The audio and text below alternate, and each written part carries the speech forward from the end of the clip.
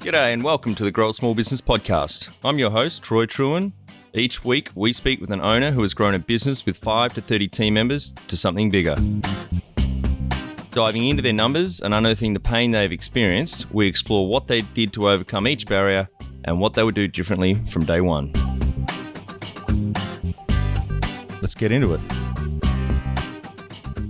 Welcome everyone. Today I'm interviewing Yaro Starak from InboxDone, and he's based now in Montreal, Canada. Thanks for your time, Yaro. Thanks for having me, Troy. I should say Brisbane boy proud, originally, just to connect it with Australia, And well, let's start with how we know each other. Raymond from Podcast Connection put us in touch, but you, as I said before we hit record, you've been on my list to reach out to for a while because I stumbled upon your podcast probably 10 or 12, 13 years ago now. And I'm a big fan of what you've done and achieved, and also swatting up more recently on what you've done since then. I thought you'd be an excellent guest to come on for our audience.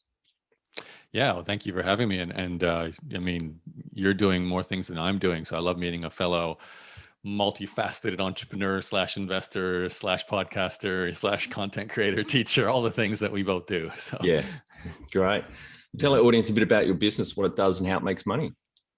So InboxDone is my current business, the one I focus on. So essentially, we simplify people's lives by taking over their email, replying to messages, organizing messages, and pretty much completing the loop of all the to-dos that start in email. So as you know, scheduling tends to happen in email. Task management sort of starts in email, then might move to task management software, and even simple things like you need to update this part of your website, you have to forward it through to the webmaster. We just step in and just take the owner or the founder or the management team out of that loop and do customer service as well. So front-facing email customer service. And ultimately, for me, it was one of the most important steps I took was to hand over customer service and email so I could do things like travel, write a book, invest in other companies, do the fun things. So I had that time. And that's the sort of gift I wanted to give to other entrepreneurs. So we started this about 4 years ago and I've been running ever since. Right. Yeah, it can be a real, it can really soak up a lot of time just being in your inbox. You start in the morning, you look up at the clock, and then it's like 3 or 4 in the afternoon. You haven't actually done any real work, any strategic work. So I think that's a great service. Does that also include like calendar management as well? So helping founders and owners? Yeah, for sure. It's calendar management. It's, a little bit like lead nurturing as well. As you can imagine, you get a person emailing saying I want to potentially buy what you sell. And in your mind, it's like, oh, this is awesome. And you write back once and you don't hear from them again. And you're like, oh, I know I should be sending a second and a third and a fourth and have a process that goes out. So we call them inbox managers. Your inbox manager will do that. They will build like a knowledge base as well. So, most people run their business through their email, and it's important to take all the processes that are probably being done just manually off the top of your head and actually document. So there's a template response, there's a triggered task, there's people that might need to be informed what you're doing or what they should be doing. So all of that gets documented and then ideally managed for you. So you're taken completely out of the loop. So it's like a executive assistant, virtual assistant that specializes on the inboxes. Yep. Also social media inboxes. So if you're getting out LinkedIn messages, Instagram messages, Twitter messages, we step in and do those as well. And are there platforms so you're happy to work with platforms that business owners may already be using, CRMs, et cetera? Yeah, so certainly for email, most of our clients are Gmail and Outlook, as we are. And then anything like I have an inbox manager for my coaching business, which I still run, and we use Ontraport for that business, which is my CRM and email delivery platform and course delivery platform. And my inbox manager, Alex, he will go in there and do things like, refund a customer or give access to a product, initiate an upgrade, just do a customer record query, all without me. Also, other things like he will actually close the loop on payments, Stripe and PayPal. So any kind of external software tools that you're needed to run your business, your inbox manager, once you're, comfortable, you don't hand over keys to your credit card from day one, but once you're comfortable, you can do that. And it's good from a marketing perspective to have the founder or the owner of the business that customers can respond to rather than just going to a generic info or customer service inbox. I think that's another really good marketing angle as well. Yeah, it does make you seem more professional or be more professional, really. You should have a team running customer service and managing email. And by having someone that's, they're not pretending to be you. Yep. They are your email assistant. So it would be like, hi, I'm Jane. I'm Troy's email manager. Yep. He's going to get back to you tomorrow, but here's the information I can provide to you now. Even that can Yes. be, a huge difference to just waiting for Troy to get back to you Yep. whenever that might happen. Yeah, absolutely. How did you start out? So, I mean, this business was an idea in the back of my brain all the way back in 2003, 2004. I was actually running an online essay editing company back then. It was my first sort of lifestyle business, first real business, I call it. And it wasn't a business where I had that lifestyle freedom because my job was to check the email and forward the jobs we got between the contract editors and the clients, and then making sure all the customer support was done. And it was very time consuming and very time dependent. Like when a job came in, it might be due back in 8 hours. So I had to make sure I was checking the inbox constantly so we didn't miss any work. I went to a trip to Sydney, actually, from Brisbane to Sydney. I was there to attend a conference, and I spent most of my days this is going back a while, in internet cafes before we had email on our phone. Yep. Going in and out of internet cafes, just running this business. And I came back from that trip, and I said, I need to outsource this role, email. Did it myself, kind of just based on my own random testing. I hired a friend from university. She was about to give birth to her first child. I said, do you want a work at home job? Let's see how it goes. I'll train you. Trained her in about 3 weeks, woke up the following Monday and my inbox was completely empty. Yep. I was worried at first, like something must be broken in my business, but then I remembered, okay, actually someone else is managing the email. And I had this sort of moment where I'm like, wow, my day is entirely mine now. What do I do with the rest of my life kind of situation? Yep. And that's actually why I started blogging and podcasting, because I had this time to start doing these things. So that idea was the germ back then. Fast forward to about 5 years ago, I'm sitting in a networking event in Vancouver, and the entrepreneur next to me says, I do email 2 hours in the morning, and then I do 4 hours at night after I put the kids to sleep, whatever. It's my biggest time suck. And I said to her, I turned and said, I do my email once a month. And she looked at me like, how is that even possible?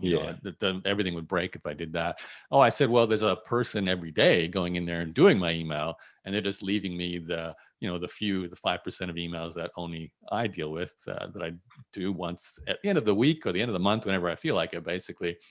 So I finally said, all right, I have to really give this business a go. And timing was great because I had a team running my education business, which is online courses and so on. We actually had 3 inbox managers on that company managing customer service and everything to do with that.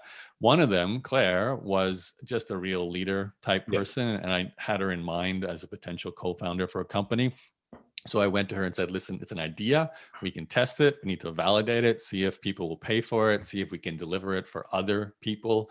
Will they trust us? Will they let us into their inbox? It's a very private space. Is there a profit margin to be made doing this? Can we build a business? Which we decided to test. So went to my database and said, hey, does anyone want the same people who run my inbox to run your inbox? About 5 people showed interest, 2 became customers. And we really developed it around that experiment. Those two are still customers today. We're very proud of the fact that they're 4 years later. Real good validation that the service is needed. And then that was kind of like the real learning process. And from there, we dove in. That's when we built the website. That's when we created a brand and started to grow a team, because really it was just her and me. She was delivering the service. I got the first couple of customers. And we've been doing it ever since. Now obviously a team of 30 doing it, not just my co-founder, but that's kind of the germ of the idea. And also like your approach that you thought of Claire as a potential business partner, not just someone, on the payroll. And that's very smart too. I love that Chinese proverb. It's better to have the tail of an elephant than the body of an ant. So to share a bit of that equity and the, the oversight of the growth of the business, I think that's very smart. And she had a skill set that I just didn't have. So, that was very important. Great. And so how old were you when you started your first business? Oh, okay. Well, Troy, we're going back. I was 18.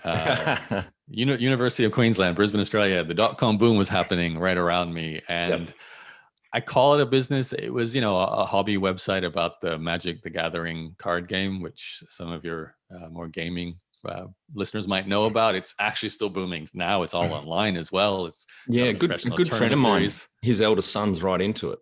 It Yeah. is. It's huge. And I was right into it at 16, 17, 18. So it made sense. That was my first Yep. sort of business. It was, a magazine style website. But then I launched an e-commerce store. I started selling cards online. You wouldn't believe it. Like I had text files that listed my cards for sale. This is before Shopify or, Yep. eBay was the only thing around then. And people would email me, I want to buy this card. And I'd say, okay. Some kids would actually send me like a $5 note in the mail. I'd open it up. I remove the item from the text list of cards. Yep. I send the cards in the mail, and away you go. So, at best, I made like $1,000 a month while I was in university from that. But it taught me everything about how do I have a website? How do I build forum software? How do I transact, customers' sales? That was PayPal and Paymate, an Aussie one back then, paymate.com.au. I don't know if they even still exist or not. Was one of my first online, providers. So big learning experience. And then that led to the essay editing company called Better Edit. That was launched while I was in the University of Queensland. Yep. Yeah, right. And you ended up selling that Better Edit, didn't you? And I did, yeah. It wasn't life-changing money in terms of retirement, but was life-changing money as a guy 27 years old. It was about $100,000 US exit. I was diving into blogging really full time and creating courses, and that was just growing like gangbusters. So I wanted to exit from the essay editing company. I knew that was the rough ballpark. That kind of company sells for like a 3 times multiple of your profit, and it was fully outsourced, so it was a steady 30 to 40 grand a year for me. It was my salary. It was my travel business. I could travel anywhere in the world knowing I was making a salary. But then I decided, okay, I want the mental freedom to exit a business. Exited, bought my first house in Brisbane with that. Bought myself a new car, just celebration. Not an expensive one, but a little one. And yeah, great, great story, great experience. Not the kind of business that I would start now. I'm not interested in that subject. I wouldn't be passionate about talking about essay editing, but it was also an amazing learning experience building an agency. We had a team of maybe 10 at the massive, the massive size it became, but it was a good little business. And then you moved on to blogging and courses. So it was really resonated with me, your writing style for the blogs. And I did a couple of your courses as well, which I felt were really valuable. So that sounded, you could see the passion come through and it was a very personal message or tone that you were using, which I think, and this is 12 or 14 years ago, well before, blogging became big. So I think you were, one of the early ones into it, but also the style, which is just a natural, marketing approach, is to talk authentically, way back then. So I think, that was really valuable for me. Yeah, it is amazing to think back how that wasn't considered normal at the time. It was just about brochure websites and press releases. Yeah.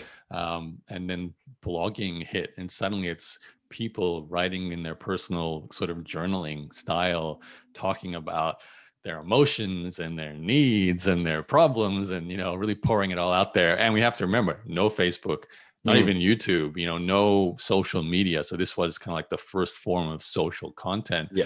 And I jumped on that, not expecting to launch a business. It was really just, let's explore writing. I wasn't a writer before that either. So the fact that it then became a business that grew my personal brand. I grew an email database. I sold $2 million worth of digital training products over the next decade as I sold courses and ebooks. And I traveled around the world and built this very lean team that were running the business with me, but it was all based on content that was distributed through email and blog posts, and mostly on autopilot. And my job was to write. I mean, it's a great way to make a living and travel. And obviously there's a lot more to it in terms of all the SEO and the creating systems with email automation and sales pages, copywriting, all of that. But it is a really beautiful business model, especially for someone who likes to create content. I think it's and let's be fair too. People who love like us, we like to be on podcasts. We like to have our words read and heard by others and influence people and teach people and help people through content. So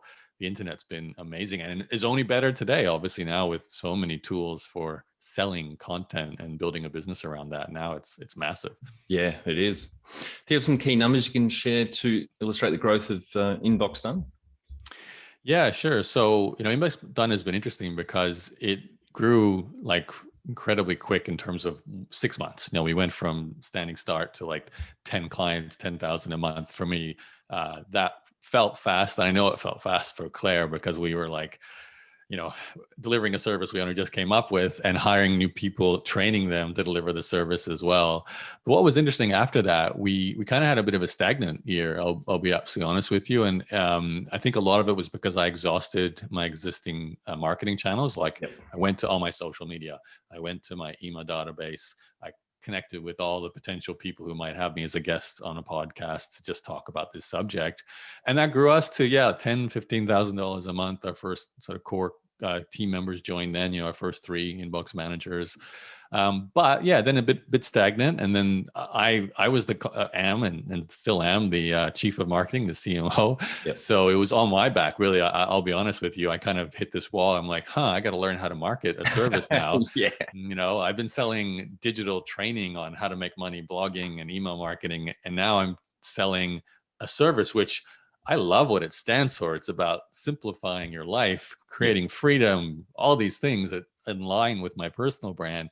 But at the end of the day, when you talk about it, it's like we do your email for you. It's kind of somewhat boring as well, in the sense that it's not like a headline grabber, attention grabber, as some other, like I'm doing cryptocurrency. Oh, okay, yeah, I want to hear about that. Or I'm doing AI, or I'm doing all these big topics. So, so it forced me to go, okay, let's really get good at our SEO again, which is my bread and butter, and really actually focus on some keywords there. But also, I dived into Google AdWords myself. Like I hadn't done that since my essay editing company, which I failed at. Really, I hired other people to do that, and I did some keyword research, loaded up the Google AdWords, started pushing podcasting more than I had, and then we finally kind of had like our third year.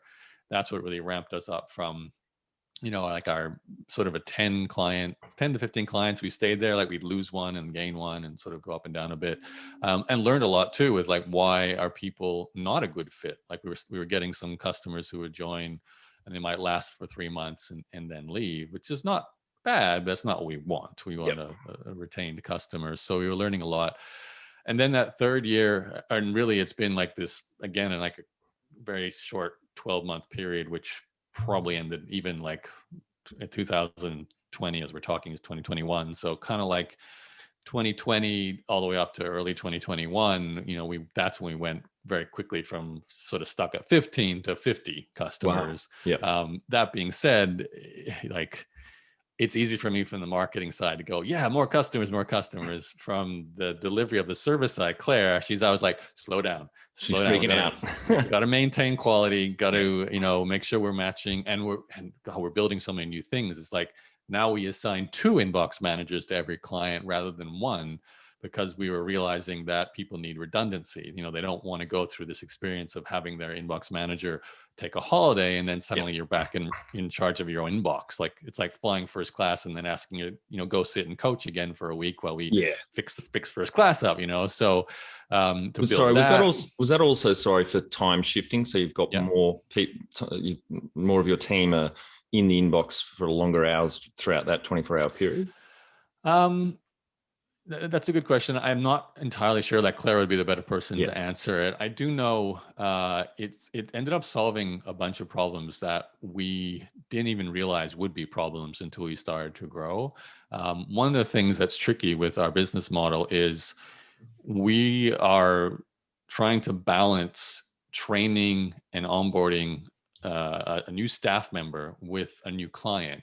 And the sense of, here's someone who's only just learned how to do the job, doing it with a new client. That would often happen. And we that didn't feel great for us. We were kind of relying on this person, and it didn't feel great for them as a staff member to just do this job. So by doing this, we kind of had like an experienced member with a junior member. We pair them together and put them on a client. So there's kind of like that buddy system. It's good. Yeah. And it allows like us to also be more hands off. Claire does less work now because the senior one can train and Yeah. manage the junior one, and then they become a senior one with the next client they work on training the other one. So it kind of stacks like that. But it had to be very carefully rolled out. Very, like, it's not a business where if you sent me 50 new customers in the next month, we would turn back 45 of them, you know, and say, we're staggering you over the next 6 months. Yeah, that's smart. So it's just the way it works. Yeah. And do you have an overarching system with all the inboxes so you can see, look, this inbox hasn't been checked for 8 hours or, 24 hours, so that someone can dive in and say, this one needs some attention? No, it's way more tailored than that. So when you on board with us, Troy, let's say you were a client, we'd ask you, okay, we're going to clear your inbox twice a day. A, is that okay?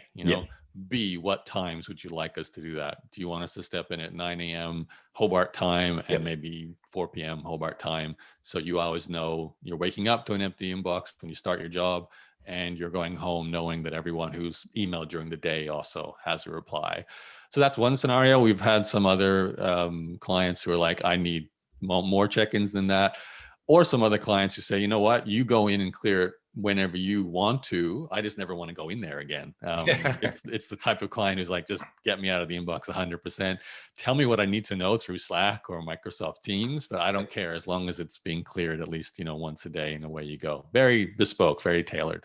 But that's scheduled for each client then. So if it's 9 a.m. for me and then 4 p.m., do you have a system you put that schedule into so your team knows, or is it just reminders in their calendars? That's kind of what I was getting at. Yeah, in a sense, as an individual team member, they know they might be working with like 2 or 3 clients, and they will know that today this client is my check-ins are here and here, and the other client's check-ins are here and there. But they're very independent. They kind of come up with that working as they onboard the client. And we have this 4-week, 5-week process for handing over an inbox or several inboxes that goes through a lot of this. Like, how do you want to communicate with you as a client? How many check-ins do you want? What time zones? Building the knowledge base, building the templates, building the rules, obviously cleaning up your inbox so it gets you down to inbox zero.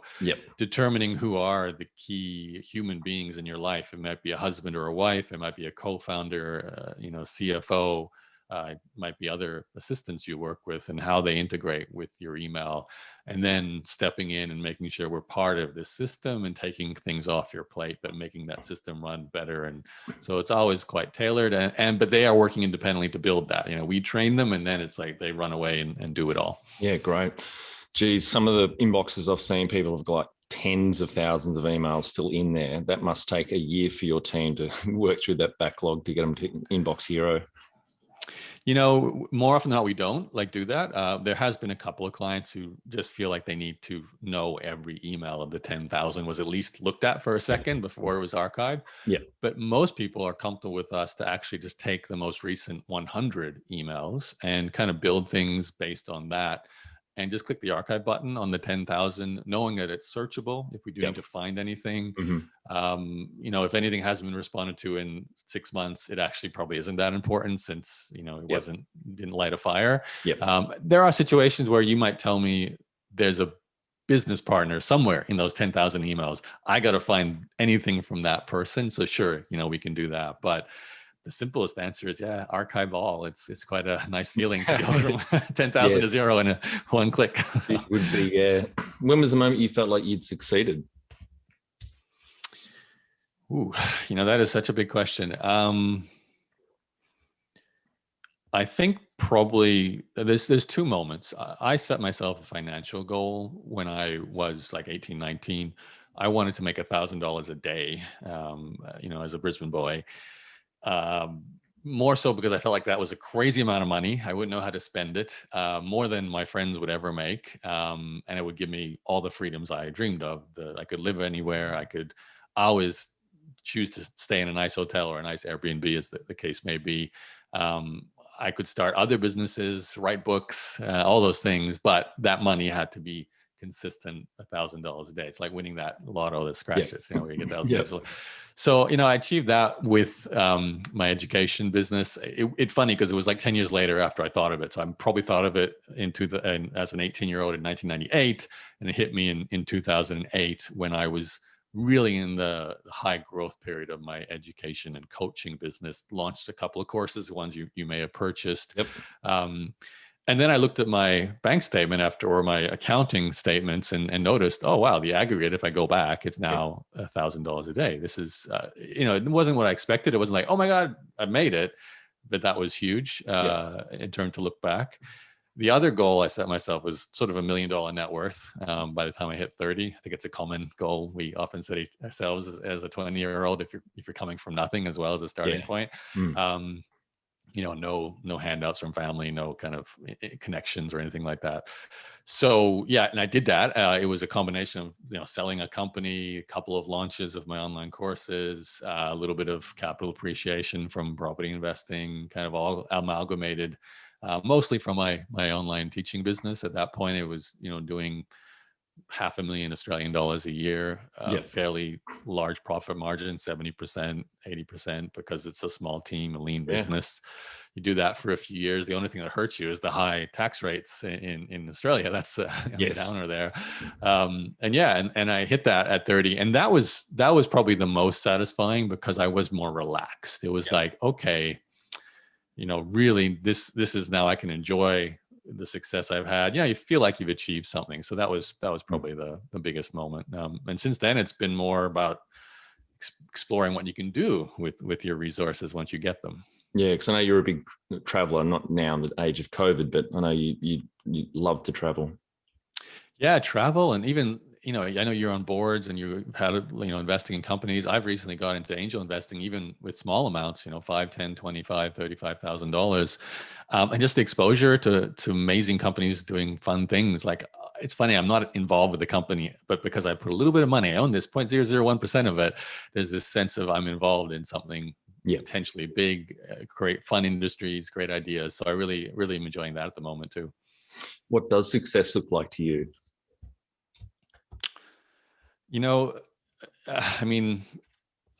Happiness is obviously what a lot of people would consider emotionally successful. Some people would think it's financially successful. Some people would say it's having a family around you. For me, the being successful has always been primarily health, as long as you can maintain your health. So being not that holds everything else back. So as long as you can tick the box and I can walk and breathe and talk, and I lost my mother to a stroke, so I've seen what goes on in hospitals and where you could be, and that's a place you really don't want to go to if you can avoid it in your life. So because of that, that's step one. And then I think from there, I've started as an entrepreneur because I did not want a 9-to-5, and I did not want a cap on my potential to earn an income. I didn't want someone else deciding how much money I should ultimately make either, and where I should be, no alarm clocks. So success has always equaled freedom at that point, and health contributes to that. There's no freedom without health to sort of drive it. So that, to me, the success would be the ability to choose how you spend your time, who you spend it with, and having the resources to do whatever you pretty much want to, within limits, of course. Flying private has never been a priority for me. So, $1,000 a day is still a great amount of money. You can do amazing things in your life with that kind of income. Yeah. Number one thing you'd recommend to marketing a fast-growing business? Yeah. So I believe in systemization and growth through not just acquiring more customers and making more money, but growth through building a team, making sure the team's well rewarded, well motivated. And I guess if I go back to the idea of freedom, building a high growth company that you can step away from, knowing that it's not going to fall apart because you're not there to do whatever it is you might need to do. So that, and in fact, that's kind of why InboxDone exists as well, because we help people to gain that freedom, because no longer do they need to be putting out all the fires that come through email. So it's very linked to our reason for existing. So yeah, that would be the most important thing. And obviously systems is a big topic. There's technology systems, there's human systems, there's hiring systems, there's delivery of products and service systems, marketing systems, sales systems, but all of it's one big ultimate system that you're trying to build to run like a well-oiled machine. So, that to me is a big part of growing a high growth company. And how did you fund your business or your businesses? Has it all been from, hard graft and reinvesting profits, or any bank loans or investors along the way? Never any loans, never any investors, all bootstrapped. Not against it. As an angel investor, I've seen the benefit of venture capital and angel capital. I think the difference is you're targeting high growth venture backed goals. Like InboxDone is great a company as it is. The way we run it right now, it's not going to turn into $1 billion company. So if we had investors, I would feel like, we're a bad fit, because I want $1 billion outcome for my angel investments too. So I want my founders to be hungry for that, and I want them to be financially resourced, so they have the capital to grow that fast. So I see it as a difference between a lifestyle business or just a good, solid small business. I know that's very much the topic of your podcast, versus a venture-backed high growth company that is trying to shoot for the stars and exit at that number. And there's no right or wrong there. I think people, perhaps because of the media, we kind of glorify the big tech unicorn story. It is exciting. The ideas are amazing. They're world impacting things like the Ubers and the Airbnbs and the Googles and the whatever it could be. But most people, to be truthful, us entrepreneurs are actually running small businesses. And even if they are getting investment, they're not necessarily shooting for an IPO result. It might just be to get to a certain level, pay back your investors with a good return, and then just have a sustainable cash flow machine. So I think they're all good paths. It's just a personal choice on the founders ultimately. And for me, lifestyle has been way more important for most of my life. I'm not saying it won't change, but since I've switched to investor, I kind of get to enjoy the benefits of seeing and being part of high growth venture backed companies without being the founder, which, let's face it, is a super stressful job when you've got investment capital behind you, because you have to perform. You really do. So yeah, on that unicorn point, that's exactly one of the reasons why I started the podcast, because I think there was a gap out there of 99.999% of businesses won't become unicorns. And there's obviously a lot of pain and success in that larger segment. And the audience, I felt, wanted to hear from business owners like yourself that we aren't going to shoot for the stars and become giant unicorn companies. Yeah, it's funny because a part of me wants to do that still. There's always like that hungry entrepreneur. Of course I want $1 billion business. Who doesn't want that, right? But there's also the part of me knowing the effort, the stress, the strain. You do lose potentially a part of your health. You certainly lose your time freedom. You suddenly have stress because you're accountable to so many more people, not just your investors, but your employees, the executive team. There's so many people who want your time. So it's a big choice to make. Yeah. If you were to start up today with plenty of funding, would you go into your industry? Plenty of funding. Actually, when I read this question, I was like, "How much money are you giving me? What's my $1 billion?" Yeah. So no, I would not go into my space with that kind of funding. I would definitely want something where I feel like it's world changing, like it is mass TAM. Total addressable market is global and huge, or at least it's big industries. Like it could be food, could be healthcare, could be technology, but it is on a global scale. My current industry is potentially big, but it wouldn't be where I'd spend my time. With that kind of backing, I would definitely dive into something more technology oriented, because I could hire all the engineers I want, and any kind of crazy idea I'd be able to go make that button look a different color, and there's plenty of money to pay them to do all that. Can you outline the most stressful point in your small business growth journey so our audience can learn from it? Yeah, when I also read that question, I was thinking, there's been a few points. One, and more often than not, has been financially triggered, in the sense, like, I especially remember early days, 21, 22, 23, not making a full-time income from anything. It was my essay editing company, my card game business, all of that. I had plenty of sleepless nights. And it was also because I was constantly comparing myself to my peers. And that was probably the biggest mistake I made, was to think, well, maybe I should be taking a career job at 40,000 a year, because that's what my friends are doing, and they've graduated from university. I just graduated from university. I could go do that. Goes against everything I stood for and everything that my body and mind and emotions wanted to do, but it was a logical choice. So a lot of sleepless nights. And even after that, comparing myself to other entrepreneurs, because sure, I might have been doing okay, but they were doing 3 times better than me in half the time. And that would also be a kind of comparisonitis. That was a big mistake. So mindset became a massive part of my early entrepreneurship, just completely re-engineering the way I interpreted the world around me. That's what was necessary to deal with the demons of comparison, of self-esteem, of will I ever make a full-time income or more from my business? Is this the right path? Am I choosing the right business model? Maybe I should do what my friends are doing, either in business or career. So all those thoughts, sleepless nights, were certainly the biggest challenge by far. Like I was way more emotionally turmoil back then. The older I got, and maybe it's because I turned 25 and the frontal lobe was fully developed, you get a little bit more clear on what you're doing. It did get better. I felt like 25 was better than everything else before it. 26 is better than 25. 27 was better. And then it's only been better ever since then, really. Yeah, it comes with age. I think I love that Mark Twain quote. I think it goes something like, I've known many troubles in my life. Some of them actually happened.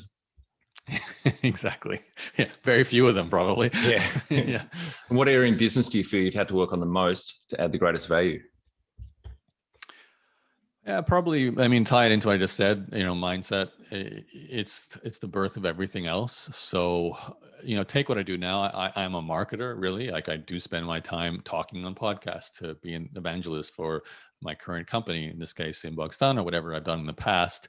Or if I'm sitting there writing a blog post or recording my own podcast or tweaking a Google ad campaign, doing a discovery call for potential customer, all of that comes back from the decision I made that I want to spend my time searching to reach this goal, putting in the effort to get new customers, whatever, the tasks are, and then believing in the process. And that all returns to this mindset decision where I was like, okay, I want an outcome. I'm now aware of the steps. I know the demons that will be there along the way, things like being patient. You're going to lose customers. You're going to lose staff. You're going to have these crises that pop up, and not to collapse when that happens. And all those things, and even on the flip side, when you start winning and you're making a lot of money quickly, to know that that's temporary as well. Everything is temporary. So I kind of lean on everything I went through, as much as that early period from 18 to 25. Bless you. From 18 to 25 was huge for personal development, personal growth, and it's been the foundation for every business success I've had since then. Yeah. What have you enjoyed least about managing fast growth? Probably just the fact that fast growth is still capped. Like maybe this is not the right answer, but I wish, and it's the problem with my business model. Anyone who's running a service-based business, we know this. Fast growth is never really completely unlocked growth the way maybe SaaS might be. But even then, I'm sure SaaS people will say that's not true either, because we have engineers and they can only do so many changes in one day. So is the question what have I least enjoyed or most enjoyed? Least enjoyed, isn't it? Yeah. So least. Yeah. So I think probably the fact that we have to manage people well during that time frame, and as a marketer, you're sometimes just focused on getting a prospect across the line to become a customer. That's the thrill. That's the endorphin high. And then delivery, onboarding, dealing with the team, making sure everyone's happy. Very important function of the company. But at the end of the day, I'm a marketer before I am an operations person. So it's not as much fun to sort of Claire, bless her, is my operations manager. She really loves that. She loves working with people, building systems with them. So that's why we're a good combination. That's great. Well, that's the next question. What do you love most about growing a small business? The endorphin hit from making a sale has been probably the biggest high. I mean, I'm addicted to completion of tasks too. Like, I think we have to acknowledge this sometimes as entrepreneurs. What does motivate us is that the brain chemical release of completing a job. Nothing greater than making a sale, of course, is the ultimate. I remember going back to the first time, this is like BlackBerry era. So the first time you could get an email notification on your phone, really. And I remember being in Brisbane at a pitch and putt golf course. And I had written a blog post that was promoting an event, and I just used an affiliate link for it. And it was the first time I'd actually promoted an affiliate offer that would pay me, I think it was $700 US commission if I sold anyone into that event. And I'd written an email and sent an email to my newsletter and a blog post. So I'd send people to that blog post. My audience is small. I had maybe 2,000 people at the time. And while I'm on this pitch and putt golf course, the email, ding, you've made a sale. And $700 US has been, triggered in my name while I'm on the pitch and putt golf course. And for me, I'm like, this is the dream. I'm making money, while I sleep or while I'm on the golf course or whatever. and nothing has topped that in terms of making a sale since then, to be honest, especially because it's affiliate marketing. It's just a commission. There's no delivery or customer service afterwards. You literally just get paid for sending that referral. I think over, more recent times, it has been very satisfying to also see customers really, really benefit from what you do as a service-based business and as a coach. I've had the lovely experience of seeing some of my students go on to build multi-million-dollar companies around whatever they teach, whether it's Mitch, he's in Hawaii, he's a sports blogger, and he's built a blog that does like $3 or $4 million a year around sports. There's been a few that have done similar numbers in all kinds of spaces, and in industries you wouldn't expect, whether it's skincare or speed reading.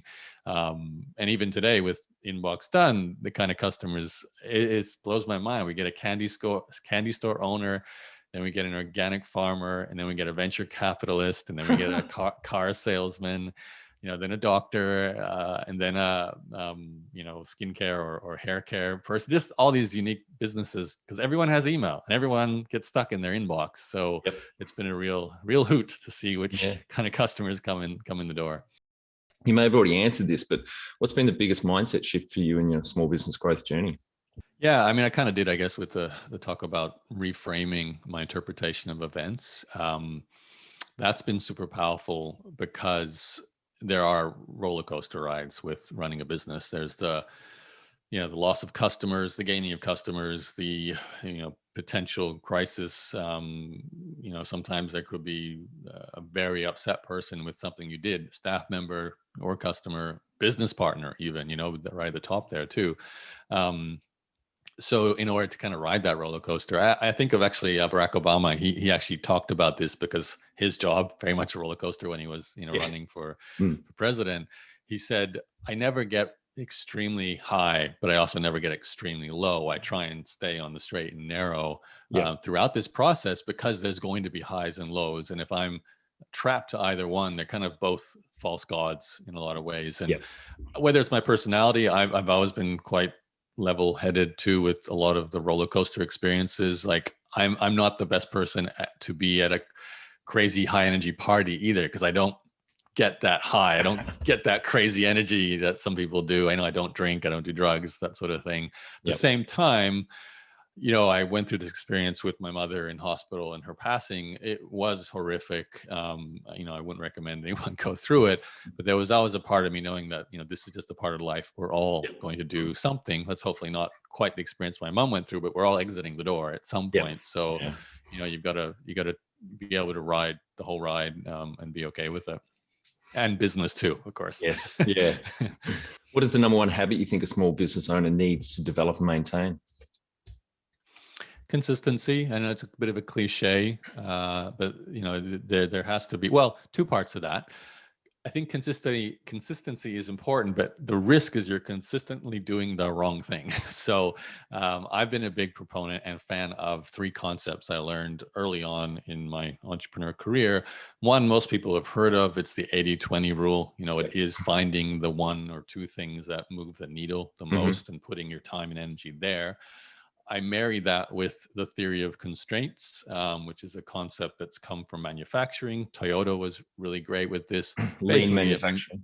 Lean manufacturing, exactly. So there's, you're only as strong as your weakest link. So fix the weakest links and the whole system expands. If you put those two together, often the thing that you're weakest at will be the 80-20 thing, because if you can, weakness is sometimes wrong. It's just a resource constraint. So if you're looking for new customers, it's probably because you haven't done enough marketing or you haven't figured out the marketing channel that works. That's going to move the needle the most for you. go work on that. Don't spend your time tweaking the copy on your website when there's no one seeing the website to buy from it, Yeah. So, and then final concept is just what most people know from developing software. It's the idea of doing a sprint, which simply means small bursts of very concentrated energy towards a micro goal. Essentially, what is today's outcome I'm looking for? And I'm big on that feeling of reward. I mentioned it before, that endorphin rush of ticking off the box. That's kind of what keeps me going too. Like I get a high from, I completed this podcast with Troy. Tick, marketing task is done for today. So that will be like a micro success. And it does actually, what we're doing right now is a great example, because I'm trying to grow exposure for InboxDone. We've determined that podcasts are one of the best marketing channels for us. I'm going to spend a lot of my time doing podcasts. It's an 80-20 activity. It's a theory of constraint. It's a constraint. We need to get more exposure. And I do it in sprints. So I'll do, 2 or 3 a day and then not do any for a while. So it's a perfect example of that. And I've lost track of the question, the start of all this, but that's the answer. Number one habit, but just on sprints, that comes from the agile project methodology, which I'm a big fan of as well. Right. But just back to your first point on this question of consistency, I've got here on my desk one of my favorite quotes. Benjamin Disraeli, I think, is one of the prime ministers of the UK. The secret of success is constancy of purpose. So I think, obviously, also in that that leads to that other point you made about being very focused. So knowing what your purpose is, whether it's in the day, the week, the quarter, or your life, constancy of purpose. Because especially in this day and age, we can be so easily distracted with all the email pop-ups and social media and just shiny objects. Like we said earlier, you're just in your inbox all day and you don't actually push anything big forward. Yeah, spot on. And sometimes you don't know what the right thing to do is. And that's when you're more often distracted by the shiny objects. So consistency in the right direction. Purpose. Do you love talking small business growth with other owners? We have a vibrant online community from many industries around the world. Plus, we regularly add new tools and resources for community members and host 2 webinars a month to help you grow your small business. growsmallbusiness.com. Can you talk to how you've added people to the team, some wins, mistakes, and advice for those listening? Yeah, I mean, Claire's the best one to answer this one. For InboxDone, she is the hiring machine for us. But I know in terms of wins, we've really done well with upping our process for actually internal education. So this is a coincidence. I'm, of course, a course creator. Claire ended up creating a course inside our hiring process because I was like, Claire, you did this for me for like 4 years. You're going to be the best teacher of inbox management. Let's create the course. Everyone who goes through our hiring process will end the hiring process by doing this. And then on that kind of note, I have my hiring project manager for my education business. Her name is Laura. She now works with us with InboxDone. She gets a lot of credit too. I give her a lot of credit because I came to her and said, I suck at hiring. Yep. I need you to be the person who's good at hiring for me because I just don't have the motivation. It's not my core skill set. And then I said, listen, here's some people who are doing a great job in terms of just the experience people go through with hiring. We need to set this up. So we need a sales page for potential candidates. We need a testing process that they can do independently. So we never get to see someone until we know they're actually really good, because I don't want you wasting time on the next step of the hiring process until they've kind of self-selected by completing this set of tasks, before they get there. So yeah, Laura set a lot of that up, and that was brought over to InboxDone when we built that company. So those are the wins. I think the question's also about some of the not so good things, right? So mistakes or any advice when bringing people into the team. Yeah, I mean, the first thing I would say is don't do it if it's not your core strength. Like that to me, good. Oh my God, I hired about 10 to 12 Filipino virtual assistants over a 6-month period, just trying to fill a role. And, part of it was just me not doing a good enough job in sourcing and testing and vetting. Part of it was also just not setting the right tasks and job description and really putting in the energy needed to create a good process. And then part of it was a bit of bad luck with, certain things happening and with certain hires. So I learned a lot from that. It was like, I shouldn't be doing this. And Yep. that's why I think you need a head of HR whose job is to do the hiring and the firing and the managing of the team. And that's be the number one mistake to avoid. Don't do it Yep. yourself if it's not your strong point. Claire would answer some other things that we've learned along the way. I know, let me think of what we've had. We've built a lot of structure that we didn't have from day one. Simple things like we have contracts, we have NDAs, we have an onboarding process that highlights the legal and security issues. We have a VPN that everyone uses. And this just wasn't there at the beginning. And it's not like we made the mistake. We were early. It was early, but especially when you're doing a service like we do, we are going in and seeing people's email. It's fairly personal. So any kind of business owner, I think, who's dealing with that kind of interaction with a client, you got to start ticking the boxes on all the legals and the protocols and make sure everyone's trained up on that as well. So we definitely have had a few errors which have hurt over the years because of just lack of that area. But it sounds like you've got a real learning culture there. Make a mistake, learn from it, change something. And I think that's a really good point that you've just touched on there, where a lot of small business owners miss, I think, is to systematize that recruitment and onboarding process. So one, you're getting more consistent at it, you're getting better at it, and you're going to get better candidates and then eventually team members. And, I think that's a lot of people just rush it. They're busy, they need to fill a chair, the warm body syndrome, and not just systematizing saves time, but it also increases the quality of the candidates coming onto the team.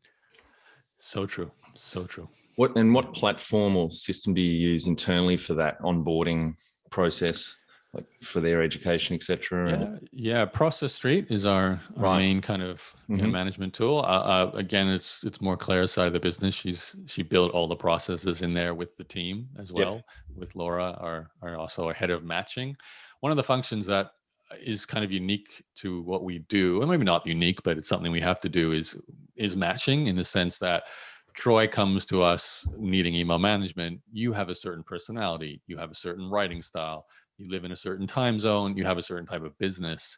We want to make sure that the inbox managers we match with you align with those things. You might be, you swear a lot. If we have an inbox manager who is deeply religious and just can't handle that, that might work. You haven't sworn once in this call yet, though, so you've done a good job. I've been too engaged in the conversation. But I actually, funnily enough, so I've got 3 team members in the Philippines, 1 in Pakistan. I'm early on.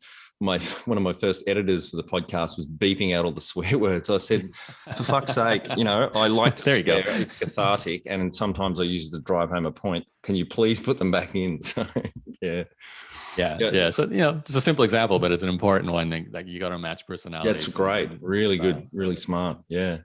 What are some of the things you'd recommend to building a sustainable and kick-ass culture to help with the growth? Oh boy, culture is so huge. It really is the glue that keeps the team running. I know Claire, having been on the side of being the contractor, being the staff member, the employee of my business, and she was great. She would. I'll be honest, I laugh at this because she was annoying too. She would come up to me and she would say, "Listen, I just closed these 3 customers on sales calls. I want a raise or I want a bonus or something like that." I was like, well, we don't have that as part of our culture, but I'm not going to, someone who's kind of lined up all the ducks and said, here's why I deserve this, you should give it to me. I'm like, okay, you're right, I should. So she understood the motivation behind people, not just to do a good job, but they want to see that they're rewarded. It doesn't have to be huge amounts of money, but there has to be acknowledgement and there has to be some kind of intrinsic benefit for the work they put in. And also growth. Like Claire is really big on, there's a sense of I'm moving upwards in whatever I do, even if it's something very basic. There is a path forward. So she's built in incentives, some of it's bonuses, some of it's, I love because it's marketing orientated. It's like, if you can get your current client to upgrade to a larger plan because you're doing more for them, we're going to reward you with some of that upgrade back to you as a bonus. So simple things like that. Culturally, though, too, we're a remote team, very remote, where there's no office, there never has been. So simple things. I know Claire does, we do a team call where everyone who can will jump on it. But we have a team Slack as well. But I think one of the cool things is, like I told you earlier in this interview, was we match people. So there's two jumping on one client. Yeah. That actually, I was a bit surprised by this.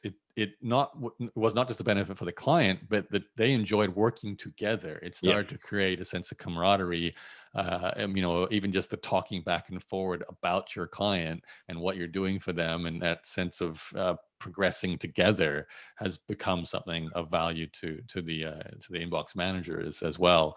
So I don't think about these things. I've always been at the top, and I've always been like throwing tasks at people and just letting things run. That's kind of like the culture I have. So I know I really appreciate what Claire's built.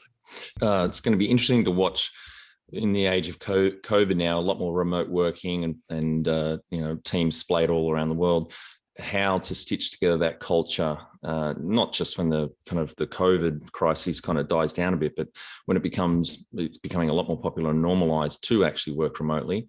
But it's going to be interesting to see how business owners and HR people, for example, can tie that team together and keep the culture alive.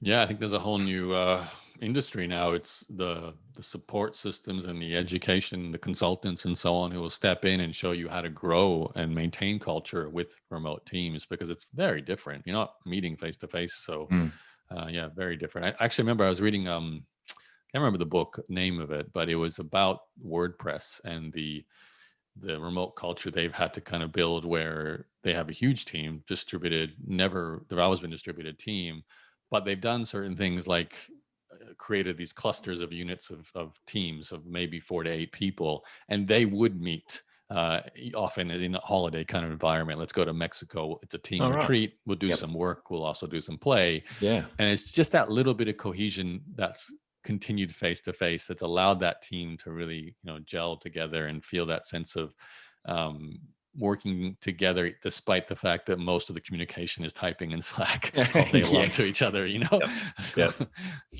Well, Yaro, tell our audience how you've handled balance. I think you've nailed this one from what I understand. Yeah, I mean, I think we all see balance as a little bit of a misdemeanor. Like it doesn't really exist. And I remember hearing someone say, it's not about balance, it's about redistribution. You go through phases where family is really important because you just had a baby, or you go through phases where you're doing a product launch in your company and your family gets completely ignored. So, that's not balance. That's redistribution of time and resources. So I believe in that. But for me, the best example of creating balance has been, first, awareness to know that, okay, my body is sore, I need to exercise. That's just a constant. Second, my business needs certain activities to be completed. Theory of constraints, 80-20 rule. There's certain things I have to keep doing if I want to keep meeting my goals. And then, of course, spending money, resources too. So all of that awareness then led me to also look at business models going, okay, I know, for example, with my education business, I can keep this really lean because I can rely on technology. I can use an email drip release sequence to sell for me. I don't need to hire salespeople. I don't need to have a massive team doing phone calls all day or massive ad buying budget. If I have a blog that brings in organic traffic from Google, and I have an email list they go onto that sells a digital product that has very minimal requirements from me, maybe a coaching call a month for the group, I can basically sit back and perform my one core function, write new content on a maybe once a week, twice a week kind of basis to keep that machine running. And that has allowed me to kind of rest on my laurels. Like I'm still doing it today. It's crazy. I started that blog in 2005, did a lot of the early content in the sort of first 4 or 5 years. That was where I wrote more consistently. And I'm still getting opt-ins today from some of that content that still sells the same training products I've produced like 15 years later. Wow. And I'm working far less on that. That's almost a completely automated business now. I barely do anything for it. Certainly no more product creation. That's, no more heavy lifting with new email sequences. To be fair, my energy is all in InboxDone. So I'm not trying to grow my coaching business anymore. But it is amazing how stable and consistent a machine you can build using online technology, which facilitates balance or freedom is a better way I would say to put it. But technology is fantastic. You couldn't do this 20 years ago, so it's amazing. How much professional development have you invested in yourself? Mostly books, to be honest. There's been a few courses. Like I took Rich Scheffrin's strategic profits training way back, sort of 2006. A little bit like Jeff Walker, product launch formula, that kind of business training. But really, most of my development was early days reading the Think and Grow Riches, the E-Myth, Colin Hill, Michael Gerber. Yep. Yep. 1 Minute Millionaire, Richest Man in Babylon. That's kind of triggered the mindset around money to be kind of aligned well. And then so many biographies, like constantly I was reading about eBay and Amazon. And then there was so many companies since then. Oh my God, obviously Google and Facebook, and then Starbucks, Cadbury, Hershey's. I like chocolates. I read about chocolate companies. There's your vice, right? Yes, very much so. And just same with podcasts. I love diving into these histories of business founders. Yep. What was their idea? How do they scale it? How do they reach the next level? All those kind of behind the scenes things that you learn in bios. That has been the most professional growth for me in terms of businesses. And then of course, observing from afar too. You can kind of watch someone doing something in a space. Often it's your own space. Like I remember Lewis Howes, a very well-known podcaster now. He's gone mainstream. He's on Ellen. He's interviewing famous athletes. But go back 10 years ago, he was just this webinar guy, like one of us internet marketers. And he had a podcast. And you can kind of see, he started to focus on this podcast and his guests started leveling up. And then I noticed he really, really pushed his personal brand and his personal story. And then a few key doors opened. Ellen as a chance to get on the Ellen show was huge. Writing a book was huge, but you can deconstruct it. You can go, that is a path to follow if you want to kind of go after what Lewis did. Obviously, luck is involved with that too. Helps to be born like a 6'5" professional athlete, good looking guy and all that. A lot of work goes into that too. Yeah. But you can understand someone else's path that they walked to do something. So even what I've done, especially with my education business, I was copying the Jeff Walkers, the Rich Scheffrins, a lot of the information marketers who were just doing amazing things with email. And I wanted to do that. I was like, making money by sending emails sounds like a simple and beautiful business model. Have you had mentors or coaches along the way? Besides those guys in their programs, that's been it in terms of formal structures. Yeah, nothing beyond that. You have a board of directors or advisors at the moment? No, my biggest advisor is my co-founder. We go back and forth every 2 weeks, but no formal. We've had some mentors in the sense, people who are running, like right now with InboxDone, we're a service-based business. I actually have a past student named Barbara Turley. She grew her own virtual agency focused on Filipino staff. We had some phone calls with her, just kind of like, how do you structure your hiring process? How do you do your delivery? How do you scale? What's worked for you in that area? So there's been a few kind of ad hoc mentoring opportunities like that. All right, Yaro, I want to do our final 5 questions. What do you think is the hardest thing in growing a small business? Just being the kind of person who wants to spend potentially hours and hours a day for almost no reward for a long period of time. I've never heard anyone describe it that way, but it's very accurate. Yeah. Favorite business book which has helped you the most? Yeah, it's so many. Like, I think I don't want to say too many cliches, like because each book is like, the E-Myth was so important early on because it told me, okay, don't be a technician, don't be a manager, be an owner. Yeah, that was brilliant. But I'd probably say Richard Branson's book, the Losing My Virginity, I think that was his first bio, was probably the most influential to show me that entrepreneurship as a path is viable and potentially much better than anything else in life. So that I'd probably put that. And that's only because I was way more vulnerable when I was discovering these books too. I might have read them now and not giving the same answer, but at that time in my life, they made a big impact. Any great podcasts or online learning tools you use for your own professional development? Yeah, right now I'm a big fan of This Week in Startups by Jason Calacanis. I'm part of his syndicate. I've been just diving into angel investing for the last 3 years. I started angel investing before that, but he made me take it seriously. He brings the best deals to his syndicate. Like, I'm always blown away by the companies he's floating to us. And he's also someone who's had some billion-dollar outcomes with like Calm and Uber and Robinhood and Wealthfront. So, it's kind of like hitching your tails to someone who's clearly trying to be like a top fiver in his field. So, and I'm a religious listener to This Week in Startups, almost selfishly too, because since I'm in maybe 20 investments in his syndicate, so I'm in 20 companies that he's invested in, he'll often get the founder on the show, or he'll drop some insider information. Oh, this company just hit a $10 million a year run rate. You're like, ooh, that's good to know, because you have some investment in that company. So that's fun, but it's also just a great podcast for anyone in entrepreneurship and business. No, I'm a big fan of Jason. He's a really good presenter and obviously very experienced. One tool you'd recommend to help grow a small business? I'm going to be totally selfish and self-promotional. Get yourself an email assistant. I don't know if that's a tool. It's a human being. Oh, that's good. But, at the point in time where you need help with email, it is probably the most important thing you could do at that stage of your business, is to break free from that. Yeah. Finally, my favorite question. What would you tell yourself on day one of starting out?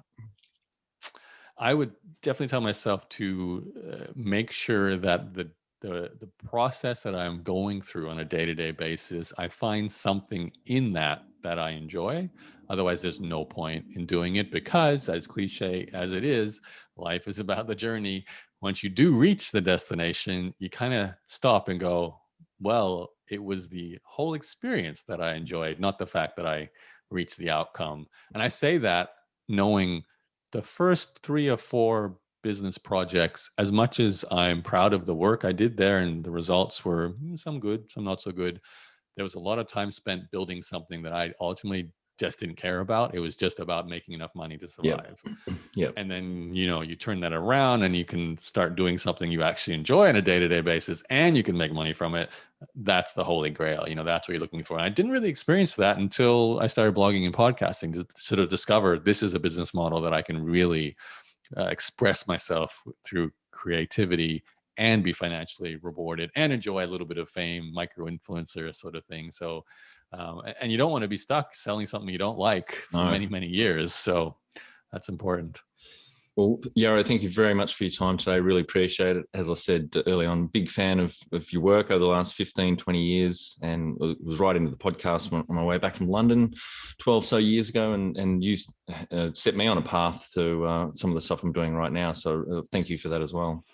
Oh, you're welcome, Troy. And it's great to see you podcasting. I think it's, you don't need to. I think, like I was telling you before we hit record, or as I was learning, you're doing so many things. Podcasting is definitely not something you need for your financial survival, but you understand the benefit of it, the networking, the connections, the conversations, and being a content creator. So thank you for having me on your show. Absolutely loving meeting new people around the world and here in Tasmania, and hearing their business journeys. It's something that I get a lot out of and really enjoy.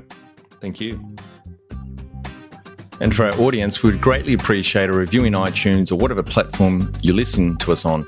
More reviews means we bubble up higher in iTunes, etc. So more business owners looking for podcast help with their growth will find us.